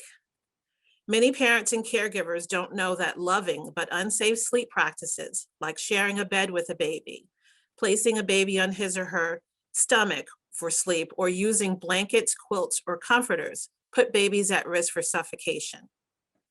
The New York City Infant Safe Sleep Initiative strives to address and eliminate these preventable deaths through stakeholder partnerships, community engagement, public education, and advocacy. I have the privilege of leading the ACS Safe Sleep Unit, a dedicated team of community coordinators that conducts year-round outreach and awareness activities in all 5 boroughs, with a special emphasis on reaching families in neighborhoods and zip codes that historically have experienced the highest rates of sleep-related infant injury deaths. Using evidence-based practices, policies, and guidelines developed by the American Academy of Pediatrics, the Safe Sleep Unit offers free training, presentations, information, and resources to help New York City parents and caregivers of babies understand and eliminate risk factors associated with sleep-related infant injury deaths. Earlier this year, the global coronavirus pandemic sidelined our community engagement efforts. Determined to do all we can to support vulnerable communities, in May 2020, the Safe Sleep team began working remotely, offering virtual trainings and presentations to parents and caregivers in place of our live convenings. The Safe Sleep team continues to work remotely with parents and caregivers and groups, and often one-on-one, to help them develop strategies to keep their sleeping infants safe. Our COVID-19 response has also included a wide distribution of electronic links to our Safe Sleep video, Breath of Life, the how and why of safe sleep, which is now captioned for the deaf and hard of hearing, and brochure now available in 10 languages, and ongoing distribution of the Safe Sleep Hospital Toolkit. This joint effort by ACS, the New York City Department of Health and Hospitals, puts resources, educational materials, and supplies directly into the hands of maternity patients at the point of hospital discharge. ACS began this important work in 2004, and we continue to step up our efforts to ensure that no family suffers a tragedy of losing a baby during sleep. Thank you, Michelle. It was wonderful. Now we'll go to Ray Toomer, who's going to tell us a little bit about his work with the Family Assessment Program. Yeah, that's great. Thank you, Anthony, and thanks, Michelle. Good morning, everyone. Again, as Anthony said, my name is Ray Toomer, and I am the Associate Commissioner for Community-Based Alternative Programs in ACS's Division of Youth and Family Justice. My team provides families and the courts with alternatives to the juvenile justice and foster care systems, in line with ACS's mission of keeping youth at home whenever it's safe and appropriate. I manage ACS's Family Assessment Program, or FAP, FAP, which is our PINS diversion program. PINS is a legal term for youth who require placement in foster care because they're exhibiting challenging or dangerous behaviors. And before filing a PINS petition, a family must agree to attempt FAP services. 98% of the families served by FAP never enter the foster care system on a PINS. In fact, since the inception of FAP in 2002, the number of PINS placements in New York City has decreased by 91%. This is about 750 fewer kids each year who enter foster care on a PINS. Families can come to us for voluntary services that attempt to repair the family dynamic by addressing the underlying issues that are causing the youth's behavior. Our licensed social workers partner with each member of the family to assess the issues and connect families to the appropriate services, whether they be in the community or by way of one of our FAP contracted services. The needs of our families are diverse and ever-changing. And as a result, FAP offers a wide-ranging continuum of free, in-home, evidence-based services that allow us to tailor our support to a family's specific needs. We offer functional family therapy, brief strategic family therapy, and multi-systemic therapy. We also offer a 21-day respite program. For families who require a less intense service, we also have our mentoring program, which focuses on building a youth's self-esteem, promoting healthy relationships, and positive life choices. Our FAP offices are located at or near the family court in each respective borough, and you can find us by simply entering ACS FAP into a simple Google search. Thank you, Ray. And next, we're going to look to Alita, who's going to give us an overview of the Family Enrichment Center's work. Well, thanks, Ray, and thanks, Anthony. The Family Enrichment Center started out as a demonstration project in 2017. There are 3 Family Enrichment Center. 2 of them are in the Bronx. In High Bridge is Circle of Dreams. Hunts Point is Our Place. And there's one in East New York, which is in Brooklyn, which is the Crib. Our spaces are warm, inviting, and home-like, where people connect, they contribute to their community, they build relationship, and they find support. So it's when you come in, the first thing you're gonna do is smell coffee. You're gonna feel like you are in a cafe, and you're gonna really feel like you're very welcome. And those are how we have created our centers. Now, my center is Circle of Dreams. It's in High Bridge, and we are a pre-prevention. We use a pre-prevention model. Parents are involved, and they have a say as to what happens at Circle of Dreams. The parents co-design all the activities or offerings, as we call them, at the center. We provide the opportunity for parents to become leaders in the belief that parents are the absolute expert in what is best for their families and their communities. Time after time, we have seen at Circle of Dreams how parent leaders offer a priceless perspective that is unmatched by those from above.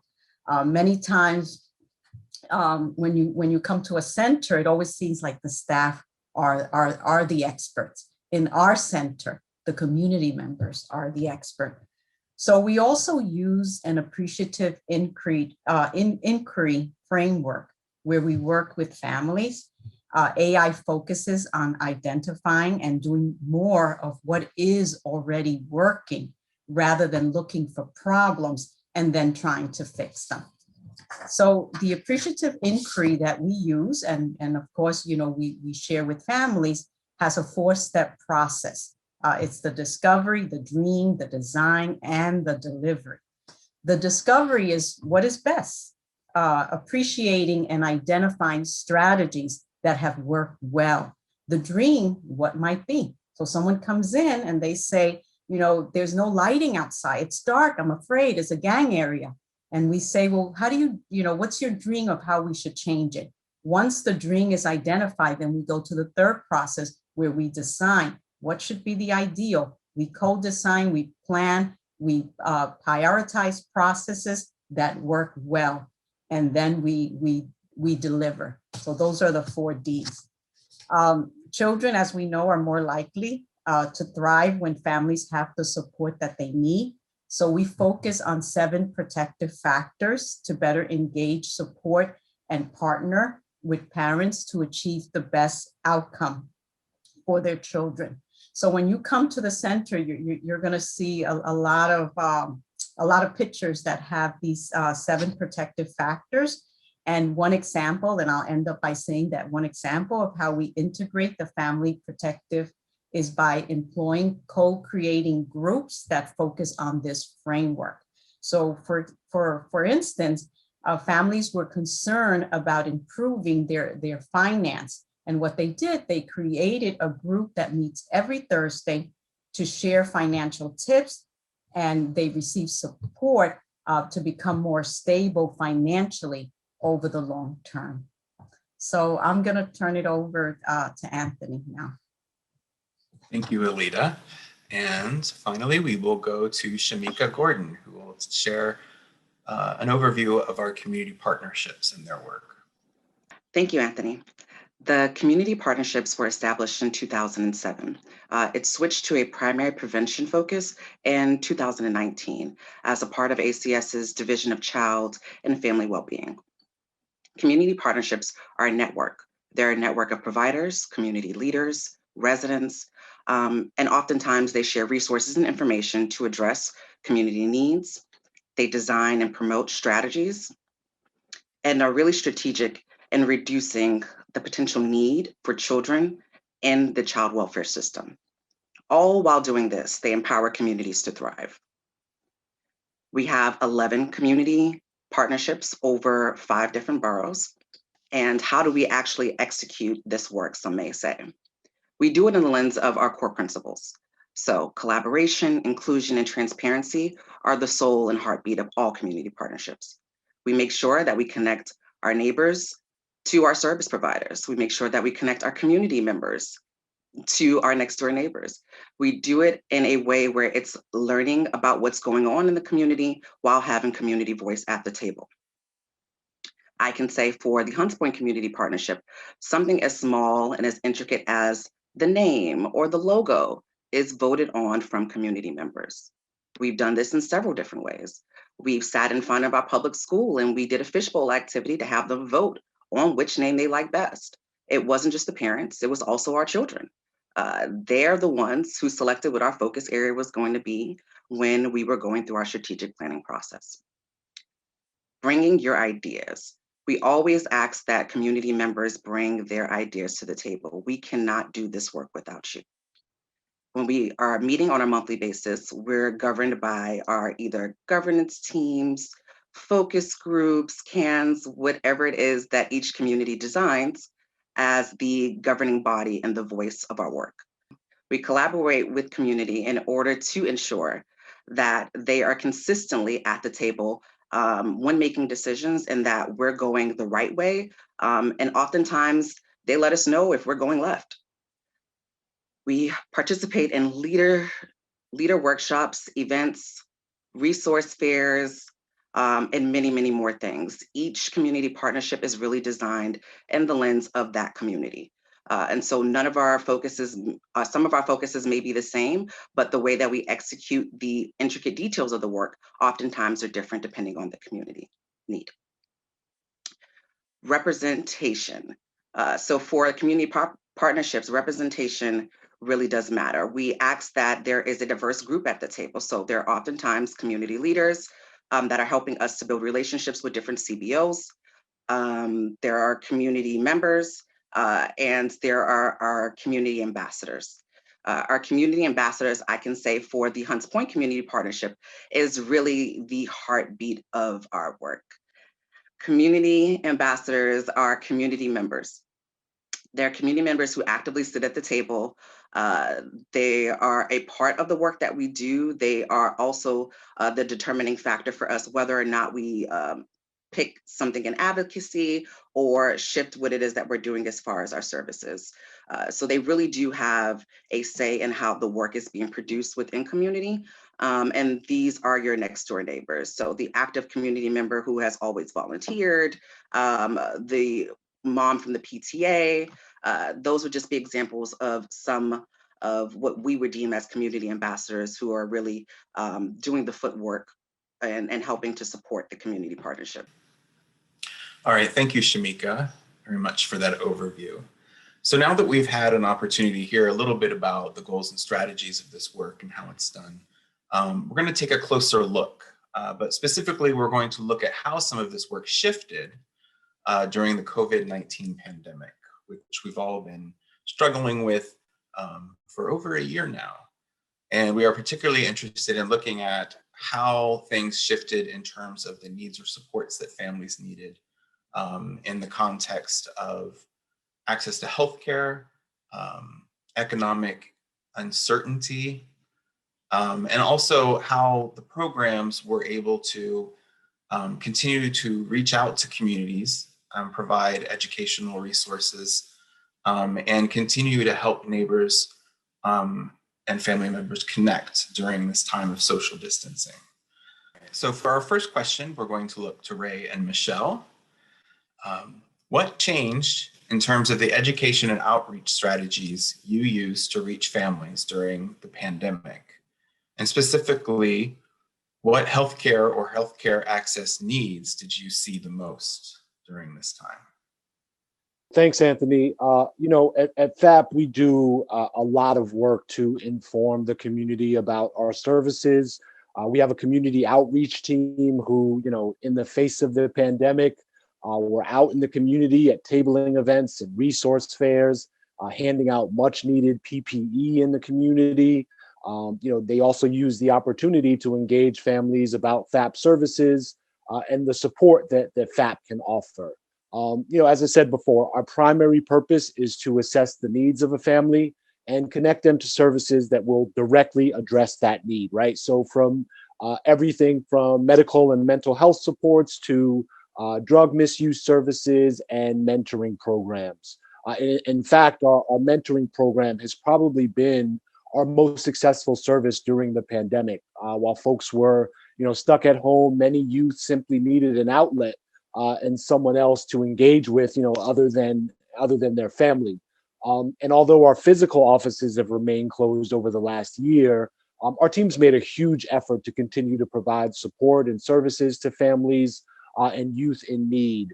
We've remained available to, work with families and make service referrals via phone and virtually. Our providers are conducting, virtual visits and therapy sessions whenever that's appropriate. But I think, the biggest need for families, particularly in the neighborhoods we work in, are tangible resources like money and food, right? And while it's nearly impossible for, a government agency like ACS to provide families with cash, FAP was able to provide families in need with $500 cash grants through the help and support of a nonprofit foundation. Additionally, youth were bored and they wanted to work, right? And so, we were able to connect youth to virtual internships, some paying as much as $25 per hour. And now we're also connecting youth to DYCD's, the Department of Youth and Community Development's Summer Youth Employment Program. I think that FAP has learned some lessons and also adjusted as a result of the pandemic. We engaged in a social media and search campaign to inform families about our services, where we used to require an entire family to come to our physical offices for support. We now realize that we can be much more nimble and flexible in accommodating our families. We've also recontracted our entire system within the last year and are entering the final stages of implementation. So we've got a group of contractors who buy into our missions related to incorporating family voice and addressing racial disparity. In 2019, 91% of the families we served were families of color. In my opinion, and an important strategy to address racial disparity in child welfare and juvenile justice is primary prevention services. Reality is families of color are overrepresented in the justice and foster care systems. And so communities of color are where we should focus our prevention efforts, providing those families with the resources and support to avoid, the justice and foster care systems altogether. All right, thank you, Ray. Michelle, would you like to respond? Sure, thank you. We have pivoted, much like everybody on the call, and like Ray mentioned just a moment ago, we do see some very stark racial and geographic disparities when we're talking about infant mortality and sleep-related injury death in particular. One of the first things that we did when we started this work was to identify those neighborhoods that had the highest rates of sleep-related injury death.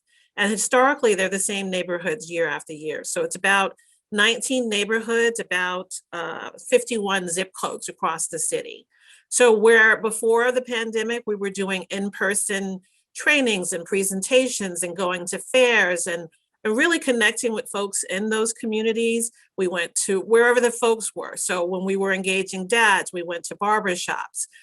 We did a lot of work with the faith-based community when we were engaging grandparents.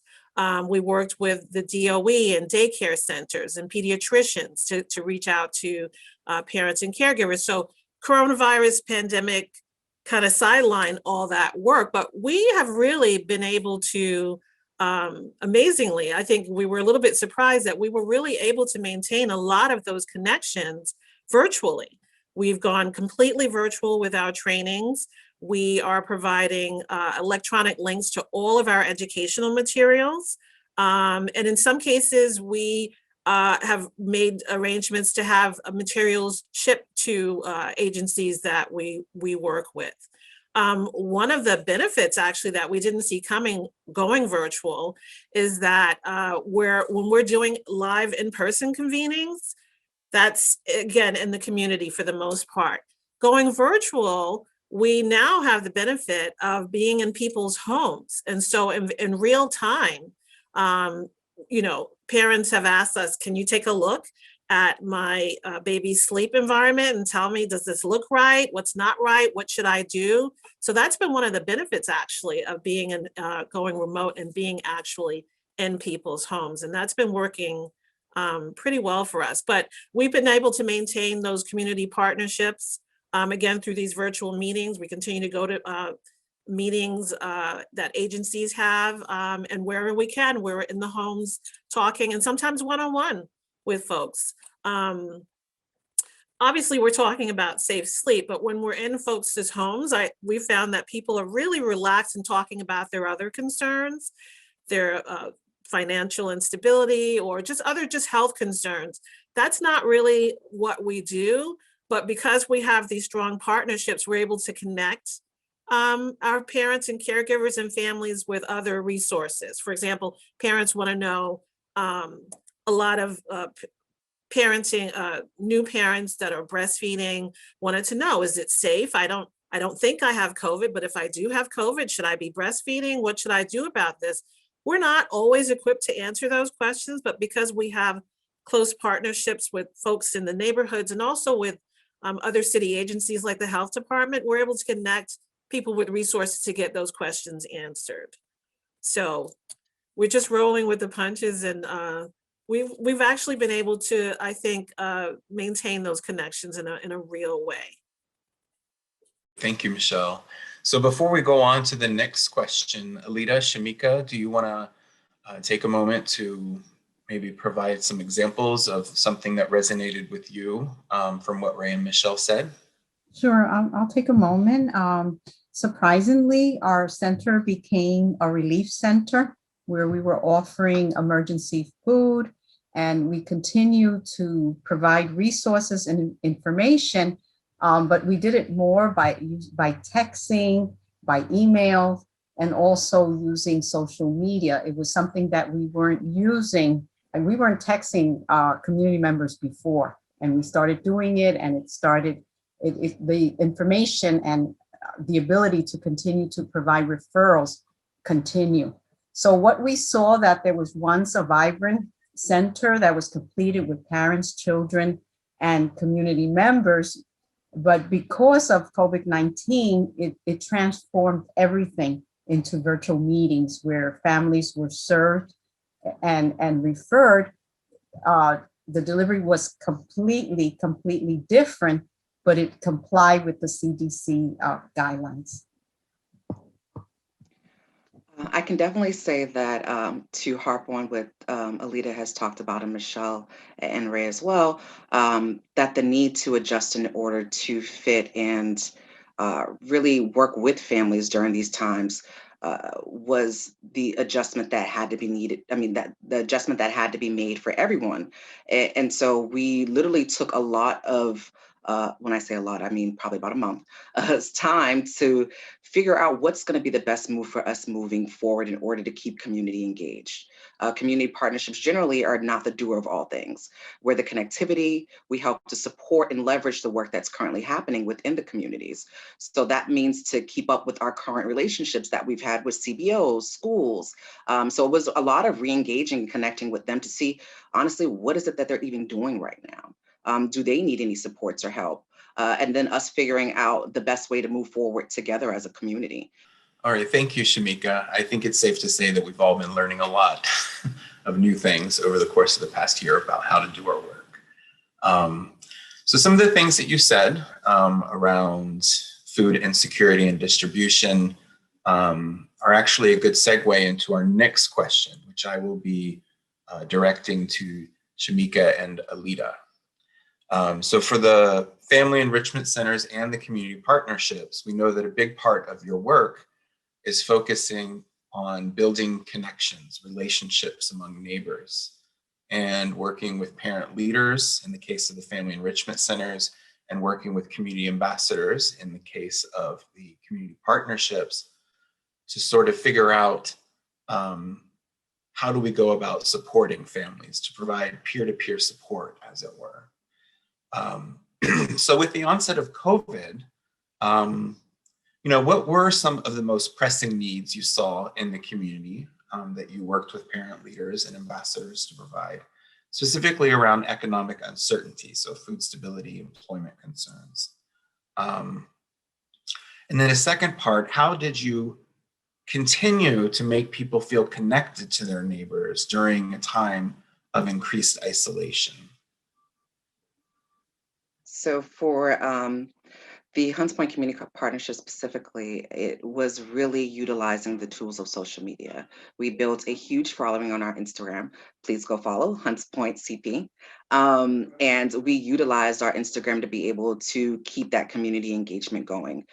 We also started Call a Community Ambassador, which was an initiative of our 4 community ambassadors having allotted times that community members can just call them. If they needed different resources, they needed to connect with a CBO, or if their child doesn't have a device. There were several different issues or things that came from Call a Community Ambassador, and then we utilized that in order to inform us on what our monthly meetings would look like, who came to the table for those. And so most community partnerships do have a monthly meeting that's set. Ours is the last Wednesday in each month. usually from 3 to 5, and that one virtual. Before, those were in person. And then we also live stream them onto our Facebook. So community members later on will be able to view them, because what we found out over the course of time is that the time slot, of course, allotted may not be the best time frames for our families, but they are able to go back at a later time and look at the videos. And so we actually got more reach of them looking at the videos later on. And so we always encourage people, and we make sure that we live stream it to our Facebook, so that way they can go and look at it later. Again, if it's meeting our families where they're at, a lot of them are on social media platforms. They're on Instagram, they're on Facebook, they're on WhatsApp. And so on YouTube, we had to go ahead and build those different platforms out in order to be able to stay connected and relay the information that was desperately needed during this time. We also started a COVID-19 resource kit that they were able to go and look for different resources that they needed a location to go ahead and get tested from. If they needed food, all of that information was housed in there.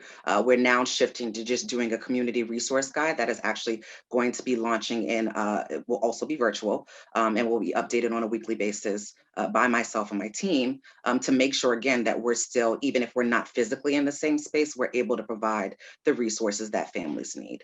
And so those are just some examples of things that we were able to do to really stay connected with families. We still have our governance team meeting.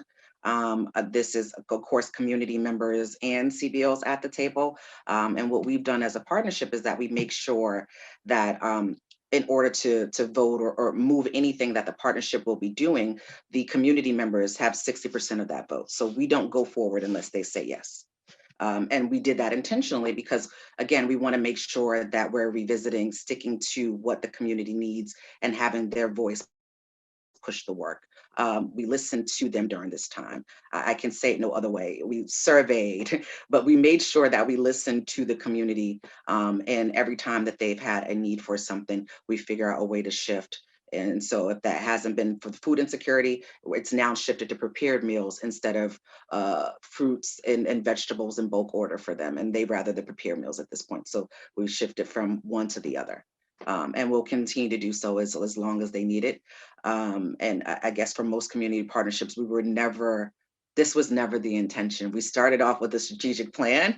And so with our strategic plan, we try to make sure in the back of our minds that the work is still driven in the lens of that strategic plan. Our focus area is education. And so for some of our virtual events that we've had, just recently we had the DOE and several other childcare providers do an educational enrollment day. And so they all presented for their different facilities. The DOE presented in regards to how do they sign up. And this would, of course, be something that was in person prior to. So we still do the work in the lens of our focus area. The education kits, those were primarily for a specific age range for kids. That was in the distribution form. The hotspots, that was in a distribution form. The laptops also in distribution form. So again, with the educational lens, in order to make sure that we're still keeping up somewhat with our strategic plan that we promised the community in the beginning. Great.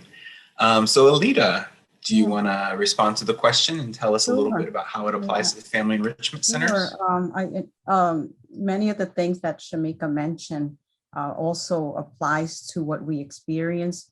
We saw a lot of low-income high-bridge community members that were already struggling economically, and they were combating racial inequality before the pandemic, but it just got worse.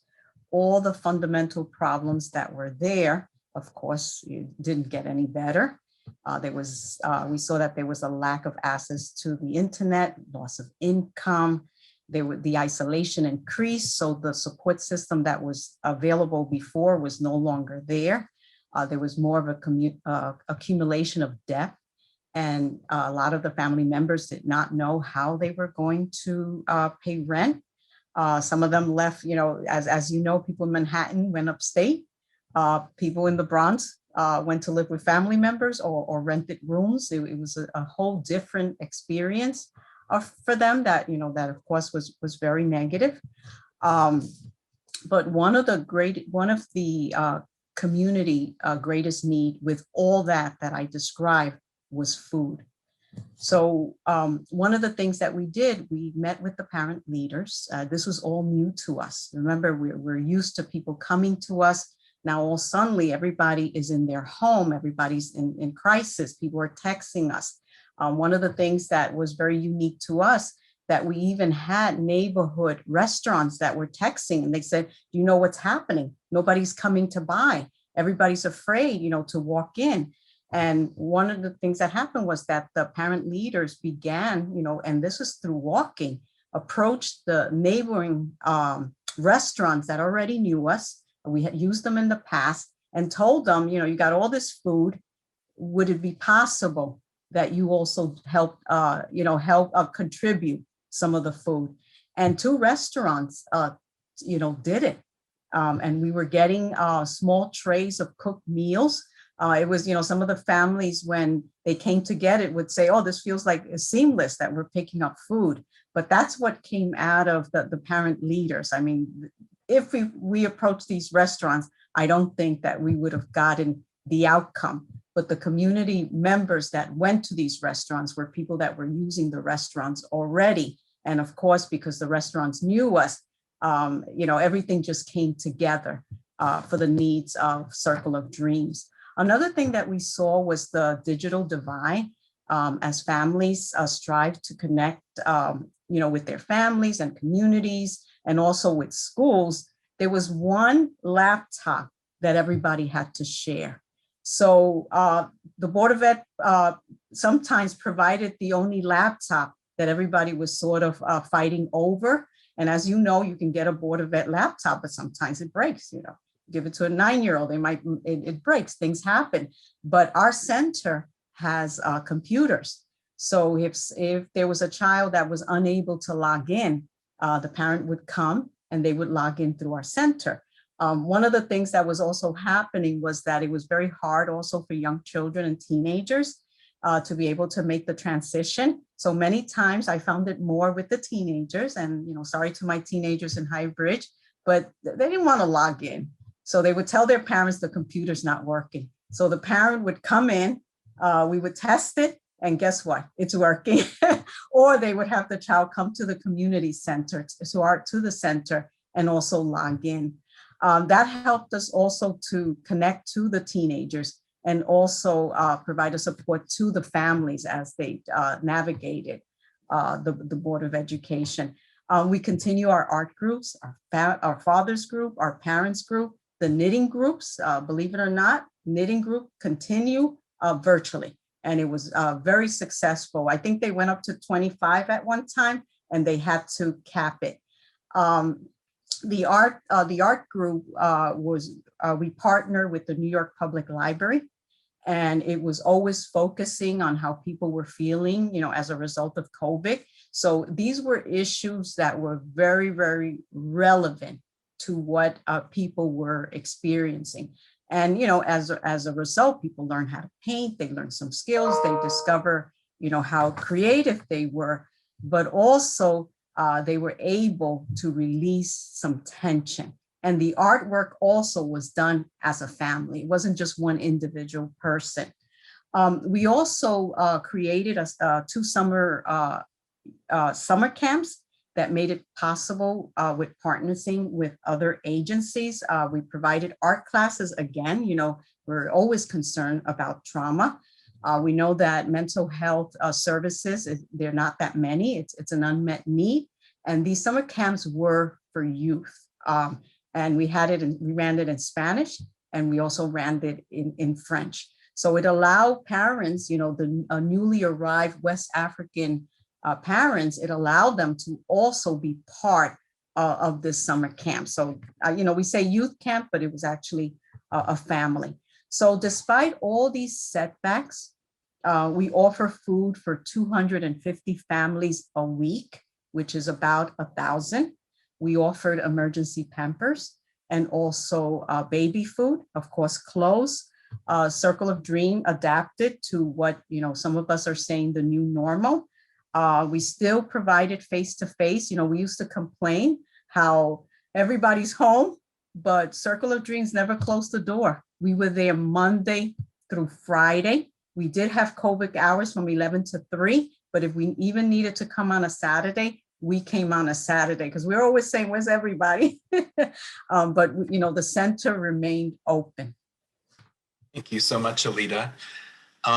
So Ray, Michelle, would you like to add anything about how this work applies to you? I know, Ray, you've already mentioned some during your initial comments about food assistance, cash assistance, and youth employment. Is there anything you'd like to add, or Michelle? You know, Anthony, I will just quickly piggyback on something that Shamika said, and you're right. I've talked about you know, our support with cash grants, and again, our providers are the lifeblood of our system. They've done many of the things that, you know, both Alita and Shamika have referenced here. I think for our offices, for our ACS FAP offices, we had to quickly adjust and embrace technology, right? So like Shamika said, it was a culture shift for my staff, right? Because we really relied on walk-ins, you know, who came into our offices from the Board of Ed or, you know, through the court system.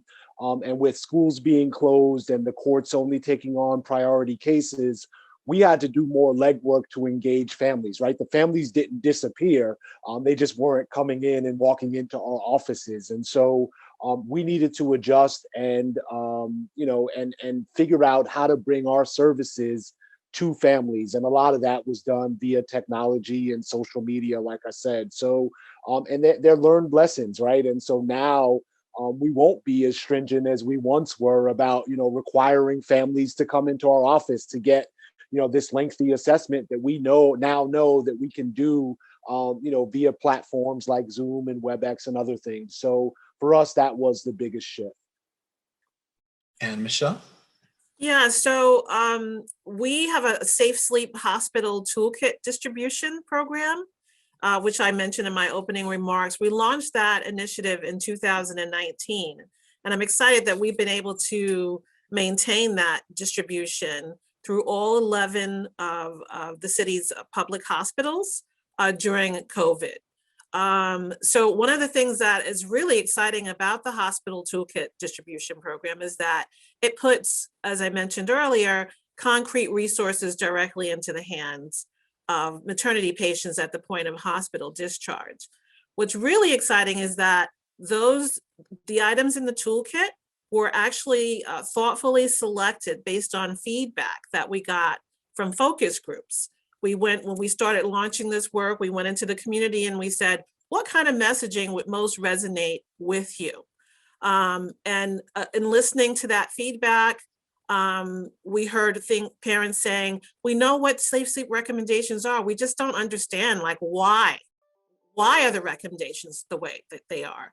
And so in the toolkit, we have a brochure, and we also have our video, Breath of Life, the how and why of safe sleep, which specifically addresses the reasons, the rationales behind the recommendations, and also offers suggestions on how to address barriers to practicing safe sleep. Parents told us that they often bring their babies into bed with them, especially during the winter months, because it's cold and they cuddle for warmth. And so in the toolkit, we have a sleep sack, which parents use in place of a blanket in colder weather months, a blanket which can suffocate babies. Parents also talked about the fear of, rodents or insects crawling over their babies. And so we've included in the toolkit crib netting, in addition to information about breastfeeding, and a onesie that just reminds parents to practice safe sleep. So those are some real concrete tools that every parent delivering at a health and hospital facility gets at the point of hospital discharge. So thank you, Michelle. The one thing that struck me about everyone's comments is just that, beyond the supports and the needs that everyone might be coming to you with, there's that focus on personal connections and relationships in everybody's work. So with that, we conclude our panel. I understand that those of you who joined us reviewing this will be provided with additional information, and we thank you for joining us.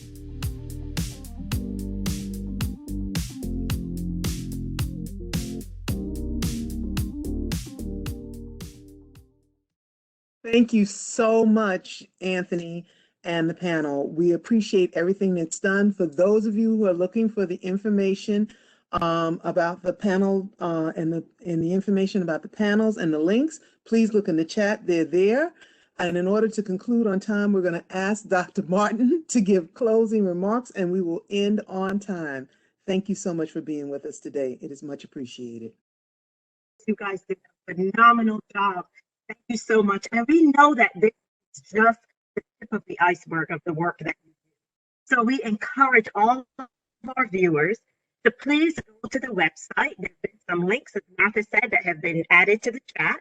And we hope that you will continue to educate yourself and to inform yourself about the great work that ACS is doing here in New York City and with our prevention providers. So I want to thank you, and thank you from the beginning. We had an awesome opening with Ann Williams Isom, and I just thank her very much. She certainly left us with a bunch of nuggets. But I want to say to all of you joyful warriors, oh my goodness, I've already told her that I plan to just take that term from now on to refer to everyone who touches families and who works with them in New York City. There's so much good that we are doing on behalf of children and families. So keep that in mind and enjoy the rest of your day. Thank you all so much. We'll see you soon.